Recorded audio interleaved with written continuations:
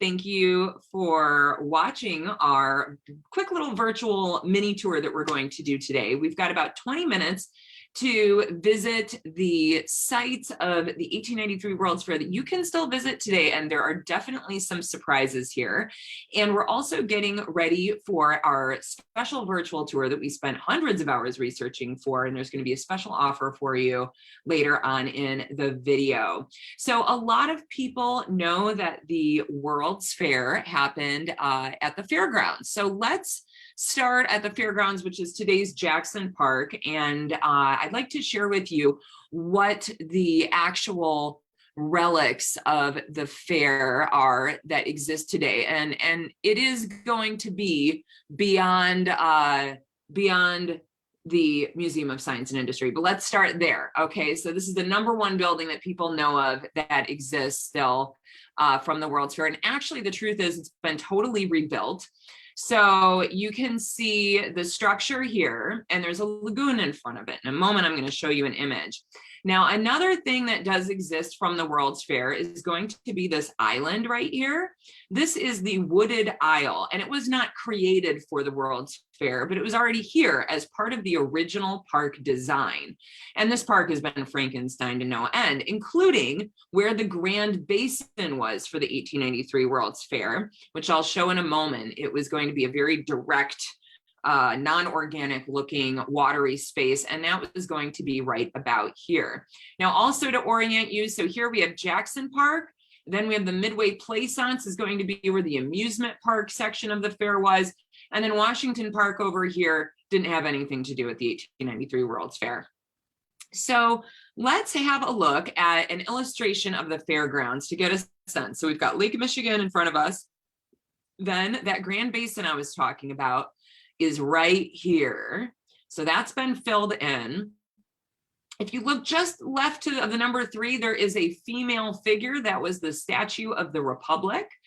And then you can see the Wooded Isle back here we were just talking about. And then all the way on the very edge of the image is a domed building that looks like it's sort of a temple. And that's going to be the Palace of Fine Arts, which is today's Museum of Science and Industry.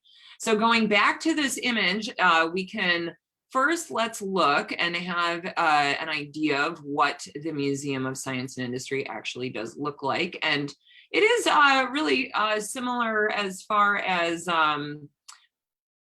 what we saw in the last image. Sometimes my computer does not obey me. Okay, here we are in Jackson Park, and we can see that dome and that temple-like shape of the Museum of Science and Industry. Remember, the reason why this is the only structure from the World's Fair that exists on what was the fairgrounds is because none of these buildings were built to last, and that means that they don't exist anymore, and this is going to be the one that was rebuilt. Now, another little sign, relic of the 1893 World's Fair is going to be La Rabida Children's Hospital. Now, it's mostly just the name. There is no physical structure left to what was the La Rabida Convent. That was a replica that Spain had built for the World's Fair. The Rabida Convent is where Christopher Columbus went to pray before he made his really incredible journey, right? Would have been a little scary to take off for that. And of course, the world's Columbian Exposition gets its name from the 400 years of the coming of Columbus. So all the structures that are there for the hospital are going to be newer.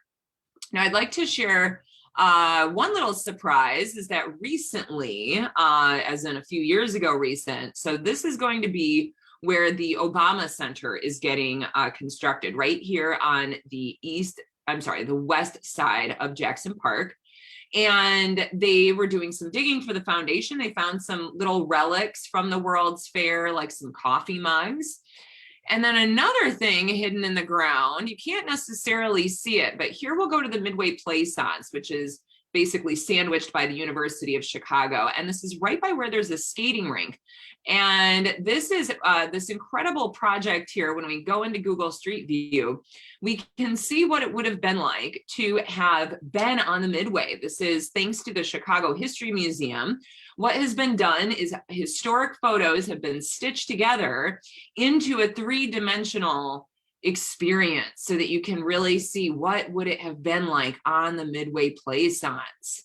You can see the drinking water for sale, people walking around, and we have right behind the entrance to the ice railway was the Ferris wheel. And in fact, when they were making the skating rink on the Midway Plaisance, they found the foundation for that, because who in the world would try to get rid of that, right? I mean, it's the foundation to hold that thing was pretty intense.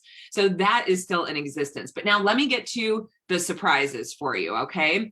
So here, let's go to downtown Chicago, right in the heart of the Loop. We're at Jackson between Wabash and State. And here is where the Hero Coffee Bar is located. So first, let me show you what it looks like from the street view. It's really quite a surprise if you've never been here. So, you know, you could just walk right past it. See how there's this little space in between these two buildings? That is going to be where the Hero Coffee Bar is located now today, right down there. But let me show you what it actually looks like down there. So this coffee bar, it's got no seating, really tiny. It's in this little brick building. And this goes back to the 1893 World's Fair. So here we can see the whole thing. And this was actually a restaurant that was built for the 1893 World's Fair. And it was an English restaurant. It was called Abson's English Style Chop House.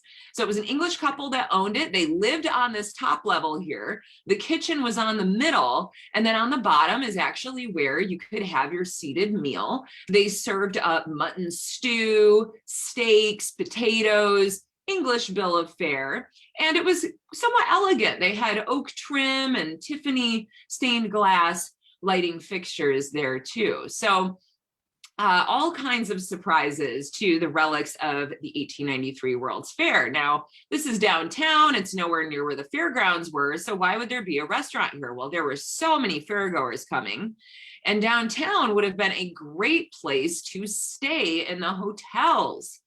And that is because there was all the great nightlife of downtown and the restaurants and the theaters, all of this. And so here you have a hotel that was built for the 1893 World's Fair. The Congress Plaza Hotel is what it's called today, but originally this building, only what I'm circling here with my cursor, is what was built for the 1893 World's Columbian Exposition. It was originally called the Auditorium Building Annex, because right here is a structure that was built in the 1885, and this had the largest theater that had ever been constructed. And so that meant it would have been incredibly exciting to see a theater performance here, and you could stay here. And in fact, there was an underground passageway, doesn't exist anymore, that connected the Auditorium Building Annex to the auditorium building where the theater was located.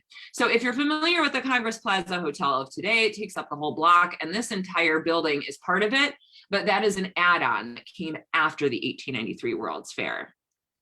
Now, let me take you to the suburbs. This is Oak Park. If you've ever gone to visit perhaps the Frank Lloyd Wright home and studio, just not even a half a block down from it is this building. And look at this little structure here. This is a ticket booth from the 1893 World's Columbian Exposition. So the story here is that a businessman bought it. This was kind of the thing. People with money bought some relics of the 1893 World's Fair when it was all done. And it was going to be a few years later that he had this house built for his daughter. And they basically used it as a tool shed, and it has been beautifully restored. Now let's have a look at the Viking Ship. Is an experience that you can have this summer. You can go to Geneva, Illinois, where of course many of the well-to-do of Chicago had their vacation homes in Wisconsin and Lake Geneva. And the Viking Ship was a replica of a Viking ship, and some relics of it you may remember having seen at the Museum of Science and Industry if you've been there, but you can actually tour this this summer. Then further on in Wisconsin from Geneva is Little Norway. This is going to be just about maybe about 40 miles west of Madison.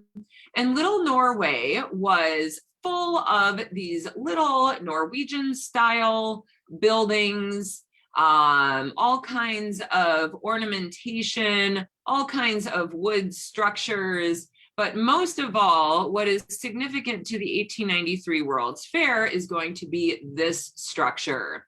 So this is going to be a structure that was built special for the 1893 World's Fair. It is a replica of a medieval stave church. Stave is the kind of way that they built these. If you look closely at the bottom of the structure, it had a stone foundation and then the wood built on top of that solid stone foundation. So this is quite a story. This building, so built for the 1893 World's Fair, after the World's Fair, wealthy businessman bought it, had it shipped to Lake Geneva, Geneva, Wisconsin. And then the Wrigley family, of course, famous for Wrigley gum, eventually owned it. They used this building as a private theater. And then it's going to be later that it was moved here. And in fact, a few years ago, Norway was actually trying to get it shipped back to Norway. But this is just sitting there for now. It is a museum that is actually closed though, but you can drive by and get a peek.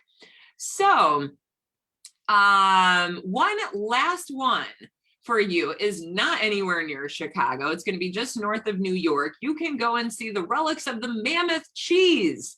Now the cheese isn't in there anymore.